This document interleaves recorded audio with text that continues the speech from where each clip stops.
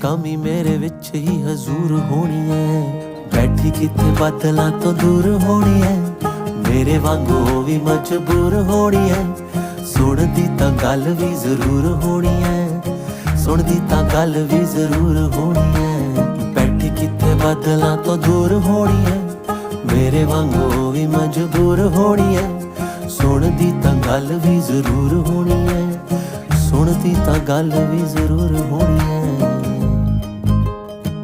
ਸੁਣ ਜਾਂਦੇ ਜਾਂਦੇ ਇੱਕ ਗੱਲ ਸੁਣਦੀ ਜਾ, ਲਾ ਕੇ ਕਦੇ ਆਸ